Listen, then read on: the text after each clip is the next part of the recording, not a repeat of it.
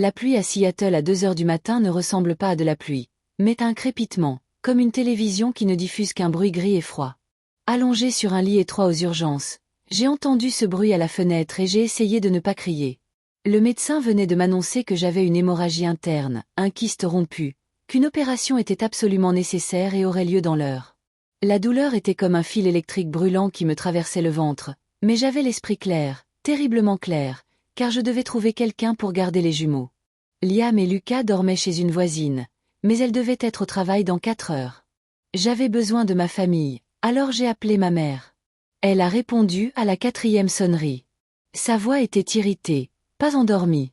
Quand je lui ai chuchoté que j'étais à l'hôpital et que je devais me faire opérer, et que je lui ai demandé si elle pouvait venir garder les enfants, il y a eu un long silence, aucune compassion, juste un soupir. Elle m'a rappelé que le gala du club nautique avait lieu le lendemain, un événement mondain pour lequel ils avaient leur billet depuis des mois et pour lequel ils devaient se reposer, tandis que je comptais les traces d'humidité au plafond et réalisais que leur repos pour une soirée était plus important que mon opération d'urgence. Quand j'ai demandé si c'était un refus catégorique, elle m'a sèchement répondu, me disant de ne pas dramatiser et d'appeler un service de dépannage car il ne pouvait pas se permettre d'être épuisé. La conversation s'est terminée brutalement, et peu après, un message de ma sœur m'a dit de ne pas tout gâcher, que c'était l'événement mondain de la saison. À ce moment-là, j'ai compris que ma vie et la sécurité de mes enfants avaient été comparées à un billet de gala et jugées moins importantes. La douleur dans mon estomac n'était rien comparée à la lucidité glaciale qui m'envahissait.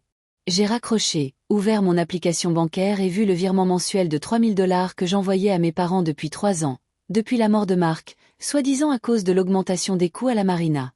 Et tandis que je fixais ce chiffre, j'ai enfin compris que je n'avais pas apporté de soutien, mais plutôt payé un loyer pour le rôle de fille, une sorte d'abonnement à l'affection dont les conditions ne prévoyaient aucune urgence. Pour elle, l'amour était une transaction, et dès que j'étais malade, je ne valais plus rien. Alors j'ai annulé le virement, annulé les prélèvements automatiques, bloqué les numéros de mes parents et de ma sœur, et j'ai senti un poids s'envoler de ma poitrine lorsque ma sœur est venue me préparer pour l'opération, persuadée que j'étais seule, sans me rendre compte que pour la première fois depuis des années, je me sentais libre. Pendant ma convalescence, j'ai réexaminé ma vie, me souvenant de l'argent que j'avais prêté à mon père pour sauver son bateau, des cours de théâtre de ma sœur, de tout ce que j'avais donné sans jamais recevoir de remerciements, et de Marc, la seule personne qui ne m'avait pas considérée comme une ligne de crédit, dont la mort fut moins une tragédie qu'un désagrément pour ma famille. Et j'ai compris que couper les ponts n'était pas un acte de cruauté, mais une nécessité, car notre relation était depuis longtemps marquée par une dette excessive. J'ai donc décidé d'y mettre un terme, et à mon retour, j'ai embauché une nounou avec l'argent que j'aurais autrement transféré une aide précieuse, une véritable tranquillité d'esprit jusqu'à ce que, par curiosité, je les débloque brièvement et sois submergé d'appels et de messages, non par inquiétude, mais par colère, car leur billet pour le gala avait été refusé. Ils se sentaient humiliés, et non parce que j'avais failli mourir. J'ai alors compris qu'ils n'avaient pas mal interprété la situation, qu'ils avaient pris leur décision. J'ai commencé à me protéger, en documentant tout avec l'aide d'une assistante sociale, en sécurisant mes finances et en me préparant à l'inévitable contre-attaque, car les gens comme mes parents passent à l'acte quand l'argent vient à manquer.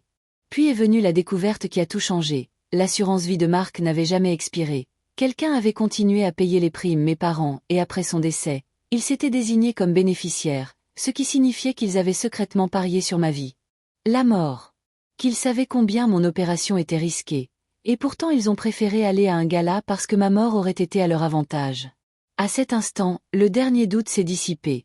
Ce n'étaient pas de mauvais parents, ils étaient dangereux. Quand leur façade financière s'est effondrée et qu'ils se sont finalement tenus, petits et désespérés, à ma porte sous la pluie, parlant de famille, je leur ai brandi les preuves. J'avais déjà déposé une plainte. Quand j'ai fermé la porte à clé, je n'ai ressenti aucune colère, seulement du soulagement. Des mois plus tard, quand la pluie s'est calmée, que les enfants jouaient dans le jardin et que l'enquête contre mes parents était en cours, j'ai brûlé la dernière lettre de la compagnie d'assurance, non par triomphe, mais pour dire adieu à une vie de devoir et de culpabilité. Parce que parfois, il faut couper les branches mortes pour pouvoir grandir. Ça fait mal, ça laisse des cicatrices, mais quand je vois mes fils au soleil, je sais que j'ai pris la bonne décision, parce que ma vie s'épanouit enfin vers la lumière.